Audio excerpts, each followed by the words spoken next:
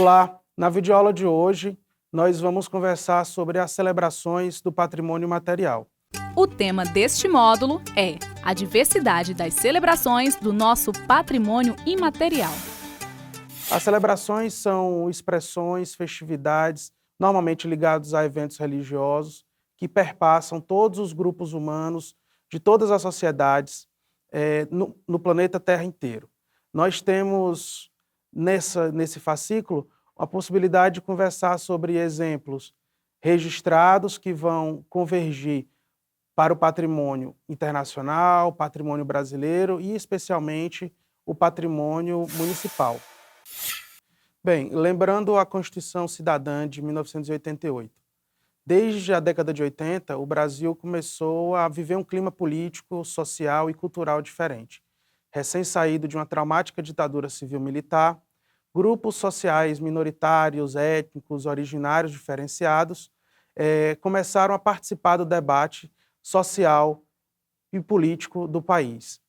Desde 1838, com a instauração do Instituto Histórico e Geográfico do Brasil, a perspectiva de contar uma única história do Brasil estava em voga. O objetivo era tratar de uma história única como um grande cadinho da identidade nacional. A partir de 1988, com a Constituição Cidadã, esses grupos começaram a se mobilizar e o fruto foi uma Constituição renovada que celebrava a diversidade. O aspecto cultural não poderia ficar diferente disso. Políticas patrimoniais e de fomento à cultura de grupos antes marginalizados e minoritários começaram a fazer parte da vida social. A partir do decreto 3551 de 2000, o IPHAN institui a política de patrimônio imaterial. Essa política começa a tratar os bens da cultura material tão importantes quanto agora os bens da cultura imaterial. Coisas abstratas, movimentos, festividades, cultura, aquilo que é passado de geração em geração, transmitido, trata-se agora tão importantemente como bens materiais. Esses novos movimentos são registrados em 5 livros. Um deles, que é o objeto dessa nossa videoaula, são as celebrações. Celebrações são datas, festividades, movimentos de ruptura do cotidiano que reencenam e performam esse cotidiano a partir de novos elementos culturais, sejam produtos artesanais, alimentares, indumentária, uma performance própria de uma reencenação desse cotidiano. Os grupos tratam dessa reencenação tentando pautar sua identidade, dando novos elementos e novas atividades para um evento que poderia ser tratado como igual a todos os dias, mas não é. Uma das celebrações mais importantes das festividades de religiosidade brasileira é a do Círio de Nazaré, que acontece na cidade de Belém e região metropolitana no estado do Pará. Essa festividade acontece há 226 anos, pelo menos. Data do final do século XVII. Ela indica que, durante muito tempo, fiéis, migrantes, grupos indígenas, caboclos e agricultores cultuaram uma imagem. Essa festa tem um tom formal e um tom informal, que mistura a religiosidade popular com a realidade da Igreja Católica. Desde o seu começo, o tom institucional se deu na festa. Poderes locais, prefeitos, governadores impulsionaram mais ou menos para que a festividade tivesse um tom mais interessante. Diversos grupos têm se colocado como protagonistas desde então. Essa festa começou a realizar o trajeto de uma imagem que foi encontrado no começo dos anos de 1700 por um agricultor numa pequena grota, numa pequena região da mata da cidade de Ananindeua. Esse sujeito identificou uma imagem, provavelmente trazida pelos jesuítas, e tomou essa imagem para sua casa. Uma vez lá, ele começou a cultuá-la. Entretanto, uma certa noite, quando ele percebeu, a imagem já não estava mais lá. Essa narrativa mítica credenciou a festividade para ser registrada no patrimônio cultural do IPHAN e também no patrimônio cultural imaterial da humanidade pela Unesco em 2013. A festa tem um foco principal no movimento da santa, na imagem. O que importa é o seu percurso, seja no movimento de trasladação, que é quando a imagem percorre o caminho contrário do círio, de volta à sua imagem mítica, ou no próprio círio, que é o evento ápice da festa, quando a imagem vai percorrer todo o centro histórico e até a igreja matriz. É o momento ápice desse círio. Elementos principais compõem esse evento. Além do círio, que é a procissão propriamente dita, há também a romaria fluvial, que são barcos, jet skis e canoas que vão percorrendo os caminhos do rio Guajará na cidade de Belém. Há também a motorromaria, que encontra-se com a romaria fluvial e vai repousar a imagem da santa na matriz. Agora, vamos falar sobre uma festa regional, mas que é reconhecida também como patrimônio imaterial brasileiro.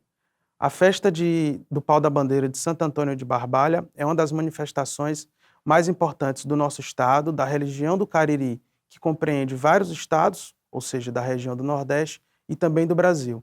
Ela foi registrada em 2015 para o IPHAN e, aproveitando esses estudos do Patrimônio Imaterial Nacional, em 2018 a Secretaria da Cultura registrou a festa como patrimônio, celebração também, né, no seu patrimônio cultural e material do Estado.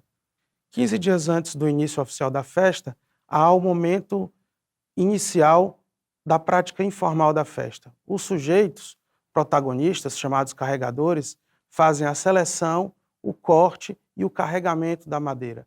São, em boa parte, exclusivamente, homens os protagonistas desse movimento. As mulheres cumprem um papel social distinto, pois a elas é dedicado o papel da devoção de Santo Antônio, que é chamado o Santo Casamenteiro. O pau, ao seu final, tem pedaços de lascas, muito disputado, porque a elas é imputado a possibilidade de fazer um chá ou mesmo de tocar nesse pau para poder ter, segundo a narrativa, um bom casamento e um bom relacionamento. Aproveitando esse momento informal da festa, durante muito tempo ele foi explorado como uma verdadeira reunião dos fogueiros. O poder público, percebendo desde a década de 40 o importante aspecto da conjunção social na cidade de Barbalha, começou a tratar a festa como uma verdadeira reunião dos fogueiros. Grupos de caretas, reisados, brincantes, bandas cabaçais, zabumbeiros, rodas de capoeira surgem como elementos de união e de sociabilidade dessa festa. É por conta deles que essa festa se enriqueceu. Além da fé católica, esses sujeitos conseguiram dar um tom de protagonismo na festa. Ela tornou-se, então, mais informalizada, passando de um tom institucional para uma carnavalização ou mesmo uma folclorização. A festa do Pau da Bandeira é cheia dessas misturas de profano e sagrado. Esses sujeitos dão conta de colocar, através das suas expressões populares, muitos da sua fé e da resistência do povo caririense. Agora vamos falar de outro bem, um bem patrimonializado, tanto em esfera do patrimônio material como do patrimônio material. Foi o primeiro bem patrimonializado de maneira imaterial pela Prefeitura Municipal de Fortaleza, em 2012.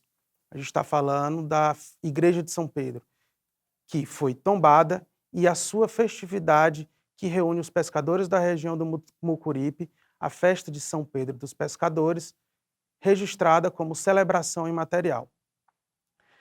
É uma dinâmica muito própria daquele local. O Mucuripe é um dos bairros mais antigos da cidade e conta por ele próprio a história daquela região, dos seus habitantes e dos sujeitos que encarnam no ofício, que era o mesmo ofício de Pedro, o apóstolo, o pescador. Então, é por meio dessa narrativa que esses sujeitos se unem. Os protagonistas dessa festa, os pescadores, são sujeitos que têm resistido ao longo do tempo e são muito importantes, seja para o comércio, seja para o turismo local. Visibilizar e apoiar essa festa significa fazer com que a festa e o próprio bairro consigam manter sua tradição encarnada em um ofício, em uma profissão tão importante na narrativa da construção da identidade, seja local, seja regional ou nacional. Nós conversamos até aqui sobre bens patrimoniais, celebrações, que estão ligados normalmente à fé e à religiosidade católica. Entretanto, desde 2017, uma celebração que há muito vem impregnada na memória do povo cearense, do povo brasileiro em geral, foi reconhecida como patrimônio material. A gente está falando da festa de Iemanjá. Iemanjá é devotada como, sincreticamente, como Nossa Senhora, como a mãe de todos. É a mãe de todos os orixás, a mãe de todos os sujeitos que professam a fé nessa religião tipicamente brasileira. A Umbanda é uma religião que está envolta em mistérios e em signos e que, desde o final do século XIX, começo do século XX, impregna o imaginário popular do Brasil. No Ceará, essa religiosidade começou a se expressar de maneira mais hegemônica e mais firme desde a década de 30. Entretanto, na década de 50, essa fé teve o ápice em uma mãe de santo, Dona Júlia Condante. Ela veio do Rio de Janeiro e ajudou a sintetizar os cultos que antes eram aqui praticados. Religiosidades indígenas, religiosidades negras e religiosidades da fé católica se misturavam. Formou-se, então, a Umbanda. A Umbanda Sagrada, na figura de Mãe Júlia, adquiriu o primeiro formato de institucionalização, que foi a União Espírita Cearense de Umbanda. Essa instituição é responsável por realizar a principal festa na Praia do Futuro de Iemanjá. Ela é realizada há pelo menos 55 anos, quando Mãe Júlia levava os seus filhos em busca de um local para poder realizar os seus cultos um pouco longe dos olhos, naquela época, ainda mais intolerantes. Finalmente, nós vamos conversar sobre uma síntese de tudo aquilo que nós falamos nessa videoaula. As celebrações são movimentos e momentos de festividade que são muito importantes para reorganizar a sociedade. Nós conversamos de vários exemplos a nível nacional, a nível regional e também a nível municipal. Nesse momento, podemos pensar na seguinte temática. A festa do Círio de Nazaré cultua um determinado caminho, um determinado percurso da imagem da santa. A festa do Pau da Bandeira, de Barbalha, cultua um movimento que une folclore, carnaval, festa de profano e sagrado e performances de folguedos e de culturas populares. A festa de São Pedro liga-se a um ofício, a uma encenação e a manutenção da memória do sujeito, o pescador, que é muito importante na nossa sociedade. E, por último, a festa de Iemanjá dá o tom de uma identidade que, por anos, foi renegada, invisibilizada e negligenciada. Todas essas festividades compõem um panorama de uma possibilidade de celebrações que nós temos na nossa sociedade brasileira. Há diversas outras possibilidades. O que é interessante notar é que todos esses momentos, ajuntados, formam uma possibilidade das sociedades rememorarem a partir de uma performance individual e coletiva que destaca num calendário a memória desses grupos.